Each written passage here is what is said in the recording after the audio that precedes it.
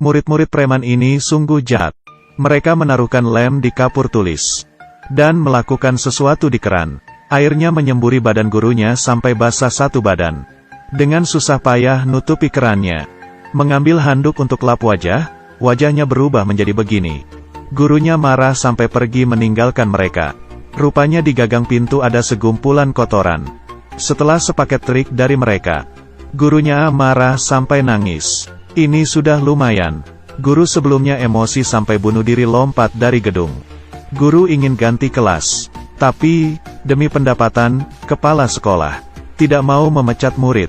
Ngomong ke guru itu kalau tidak mau mengajar lagi boleh pergi. Untung, satu pria bernama ZJ menolongnya. Dia juga seorang guru. Tapi dia sangat spesial. Setelah pulang kerja ke klub minum arak.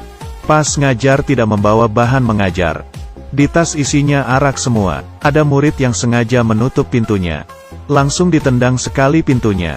Kalau dibilang murid-murid itu preman, maka dia itu adalah kriminal. Sebenarnya dia memang seorang kriminal. Pernah dipenjara dengan waktu yang lama. Baru saja dibebaskan. Tapi temannya yang bodoh malah menguburi uangnya di sekolah. Demi menggali uang itu, ZJ memutuskan untuk nyamar jadi guru di sekolah itu. Tahu namanya Xiao Te. ZJ mencari alasan untuk ke rumah Xiao Te. Membuatnya pingsan dengan diam-diam menaruhkan obat. Tujuannya adalah mencuri sertifikat guru. Tapi printernya malah rusak. ZJ hanya bisa mengkopinya ke flash disk. Ternyata di hari kedua, Xiao Te dengan bodohnya mengira mereka berdua mabuk kemarin. Dan terjadi hal-hal yang tidak bisa dikatakan. Sibuk meminta maaf dengannya. Ternyata ZJ berkata, meskipun sangat sengsara tapi aku akan kuat. Baiklah aku memaafkanmu. Anak gadis itu tak menyangka begitu mudahnya. Pergi dengan muka canggung. Malam ini, dia disiksa muridnya sampai menangis lagi. Kebetulan teman sasrama datang meminjam komputer. Tanpa sengaja menemukan sertifikat guru yang belum selesai di-print. Di atas masih tertulis tanggal. Xiao Te kepikiran. Dengan cepat ke sekolah mencari data ZJ. Emang betul nilainya sama persis dengan nilai ZJ di sertifikat itu. Hari itu tidak terjadi apa-apa, dia sendiri sudah dibodohi. Dia sangat marah, ingin memberitahukan kepada kepala sekolah. Tapi tiba-tiba kepikir, kenapa gak nyuruh dia aja yang ajari murid-murid preman itu? Dengan begini dia sudah bisa lepas dari lautan siksaan. Dan bisa melihat murid-murid mempermainkan ZJ untuk memuaskan diri. Dan kriminal ini bahkan tidak menganggap murid-murid preman ini. Dengan cepat dia menyetujuinya. Tapi dengan cepat, ZJ sudah harus demi kesepelean sendiri.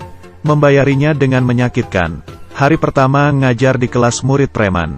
Guru ini sudah sepele. Ingin mengambil absen malah masuk ke jebakan pertama. Dia menahan emosi, duduk memanggil nama satu persatu.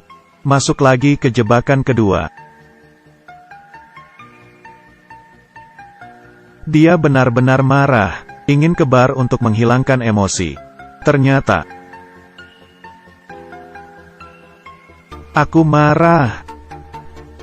Dia adalah seorang kriminal. Dipermainkan murid hingga segitunya. Apakah masih bisa berdiri di sosial ini?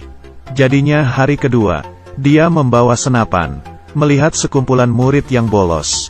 Dia langsung mengeluarkan senapannya. Menembaki satu persatu. Yang mau lari pun tidak bisa lolos. Murid preman memang bisanya diperlakukan secara keras, tidak bisa secara lembut. Satu persatu balik kelas duduk dengan rapi. Setelah menyelesaikan masalah tentang murid, ZJ bersiap menggali uang yang dikubur di sekolah. Akhirnya tempat dia mengungsi sudah ditarik kembali. Dia tidak tahu harus pergi kemana. Hanya bisa ke rumah Xiao Te untuk meminta bantuan. Xiao Te pada awalnya tidak mau. Tapi dia melihat ZJ mengajari murid bandal sampai sangat baik. Menyetujuinya dengan terpaksa. Syaratnya harus terus mengajari murid bandal itu. Demi ada tempat itenggal, ZJ hanya bisa menurutinya. Tapi cara ngajar kriminal memang sangat keras. Misalnya ada les berenang, ada murid yang tidak mau berenang. Dia langsung mengendonginya lalu lemparkannya ke kolam. Ada yang berkelahi. Dia langsung menekankan kepala orang itu di air. Sampai murid itu meminta maaf. Tapi cara seperti ini, orang tua murid tak setuju. Karena mereka jarang melihat anaknya mengikuti peraturan. Yang tidak menyetujuinya hanyalah guru Xiao Te. Dia merasa tidak perlu menakuti murid dengan kekerasan. Tapi maunya mereka mengikuti dengan tulus dari dalam hati. Jika begitu ketika sudah besar akan sama saja menjadi manusia yang hancur. Zeji pada awalnya tidak mengerti. Sampai saat dia menggali lubang. Mendapatkan satu kapsul waktu. Dibuka. Ternyata punya Xiao Te. Ternyata dia dari dulu udah bercita-cita jadi guru dan sudah terkabul. Zeji membacanya, teringat dengan dirinya. Dia dulu pernah berhayal nanti dewasa mau jadi ilmuwan, pemadam kebakaran. Tapi karena dia anak yatim piatu, gurunya melihat rendah dirinya, sering berkata dirinya tidak berharga. Menyebabkan dia putus sekolah, bergelandangan di jalanan. Sampai akhirnya menjadi seorang kriminal. Memikirkannya, dia meminum araknya. Dan mabuk hingga tertidur di kelas. Dan ini juga membuat dia memutuskan untuk tidak boleh membiarkan muridnya mengulangi jejak kakinya. Zije mendengar ada murid yang nanti dewasa mau menjadi bandar narkoba. Jadi memohon sama kepala sekolah untuk study tour. Membawa mereka ke satu gedung. Yang tinggal di sana adalah orang-orang yang kecanduan narkoba. Masuk ke dalam langsung mencium aroma yang sungguh bau. Kecoa di mana-mana. Rupa pecandu narkoba itu sudah macam tidak sadar akan semuanya.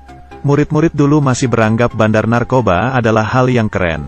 Sekarang sudah sangat terkejut. Selanjutnya Zeji mencari satu siswi. Dia adalah kepala geng di geng siswi. Dia berkata ke siswi itu, "Kali ini nilai ujianmu paling tinggi." Anak gadis itu tidak percaya, katanya nilai matematikanya sangat hancur. Tapi Zeji berkata, "Karena otakmu terlalu pintar jadi tidak merasa tertantang." Orang pintar memang seperti itu.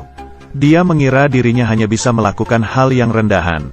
Mendengar IQ sendiri sangat tinggi. Senang hingga tidak bisa berkata. Mulai mencari murid-murid prestasi untuk belajar bersama. Tidak hanya begitu, Zeji juga menemukan ada murid yang berbakat di drama. Jadi mengenalinya ke ekstrakurikuler drama. Berhasil menjadi pemeran utama. Murid-murid bandel sedikit demi sedikit berubah. Dan Zeji di penilaian guru yang diadakan setahun sekali. Menjadi guru yang paling populer. Zeji berperilaku sangat tenang. Tapi Xiao Te malah sakit hati lalu pergi. Guru ini mengajar dengan teliti. Tapi malah tidak dapat penghargaan. Yang lebih parahnya lagi, kepala sekolah menyuruhnya mengajari kelas murid bandal satu les pelajaran umum. Menjadi evaluasi kerja. Dia sangat sibuk, tidak mendapatkan penghargaan satupun. Sama sekali tidak percaya diri. Sudah membalikkan kepercayaan diri Xiao Te. Zeji mengajaknya menggambar di kereta api. Awalnya Xiao Te kira ini study tour. Coretannya sangat cantik. Pada akhirnya polisi datang. Dia baru sadar dia sedang membuat hal jahat. Tapi setelah melewati hal ini, murid bandal juga merasa guru ini juga keren ya. Jadinya menerimanya. Pelajaran umum juga sangat bekerja sama dengannya. Hubungan Zeji dengan Xiao Te juga menjadi lebih baik. Dia juga berpura-pura jadi pacar Xiao Te. Akting di depan ibu Xiao Te. Biar terlihat lebih nyata, Zeji menciumi Xiao Te. Kali ini Xiao Te menganggapnya serius. Dia menyatakan cinta pada Zeji. Tapi Zeji tidak berani menerima cintanya. Menolaknya. Diam-diam waktu yang dijanjikan sudah tiba. Malam itu, Zeji menggali tas yang berisikan uang. Tujuannya sudah tercapai. Dia tertawa terbahak-bahak. Tapi diiringi tawa, dia malah menangis. Zeji tidak ingin pergi. Kepala sekolah juga tidak ingin dia pergi. Ingin mempertahankannya, tapi biaya sekolah terbatas. Kepala sekolah bermaksud untuk memecat Xiao Te. Tidak bisa begitu. Guru adalah cita-cita Xiao Te. Zeji pada akhirnya memilih untuk pergi. Sebelum pergi dia mau menutup kembali lubang yang digali. Tapi tidak tahu ada lubang, di saat pelajaran olahraga. Satu gadis gemuk melompat, langsung menghancuri lantainya. Xiao Te menemukan lubang itu. Dia merangkak masuk mengikuti ke lubang. Malah kebetulan kelihatan Zeji yang sedang menelpon. Tahu Zeji hanya mau karena uang. Baru datang ke sekolah ini. Dia merasa dirinya dimanfaatkan. Jadi kamu berpura-pura suka sama aku. Xiao Te pergi. Setelah menangis, dia bermaksud untuk melaporkan kepada kepala sekolah. Malah menemukan, murid-murid bandal itu malah menyalahkan mereka sendiri. Hanya ingin Zeji tidak dipecat. Murid bandal tahu hubungan Xiao Te dan Zeji sangat bagus. Memohon dia menyuruh Zeji balik. Xiao Te menolaknya. Tentang Zeji memanfaati dirinya, dia masih sangat marah. Tapi murid memberitahunya, Zeji sebelumnya menyuruh mereka untuk menyiapkan gambar yang bisa menyemangatkan diri. Untuk mengingatkan diri sendiri, Zeji juga ada. Setelah dibuka, isinya adalah fotonya. Xiao Te akhirnya mengerti. Sebenarnya Zeji tidak memanfaatkannya. Saat ini teman Zeji datang. Ternyata Zeji tidak membawa pergi uangnya. Semua disisakan untuknya, karena dia membuat Zeji ingin mengulang kembali dari awal. Teman Zeji berkata, kalau kamu gak mau dengan dia mungkin akan kembali mencuri, merampok dan berbohong lagi. Xiao Te dengan cepat ke depan komputer, menghubungi Zeji. Benar dugaannya, Zeji bersiap untuk merampok lagi. Saat penting, jaringan putus. Untung ada murid yang mengenali Zeji. Zeji juga melihat kereta api yang mereka coreti sedang lewat. Pada akhirnya dia tetap tidak tega, meninggalkan temannya lalu pergi. Dia datang ke rumah Xiao Te, memberinya hadiah. Isinya asalah sebuah gaun, dan ada sepucuk surat cinta. Tertulis 3 pilihan, mau, tidak mau, mungkin. Ternyata Xiao Te selain ingin menjadi guru, juga ingin orang menulisinya surat cinta yang memiliki 3 pilihan. Zeji tidak melupakan itu. Mereka ke sekolah. Kepala sekolah saat itu sedang mengoreksi kertas ujian murid bandal. Perubahan murid bandal membuatnya sangat terkejut. Dia memutuskan, bagaimanapun harus mempertahankan Zeji. Zeji akhirnya menjadi seorang guru. Dia bukan hanya mengajari murid, tetapi juga mengajari dirinya sendiri. Orang yang bandal, jahat, tidak memiliki pekerjaan yang bagus setelah kembali ke jalan yang benar. Kepada siapapun tidak ada kata telat.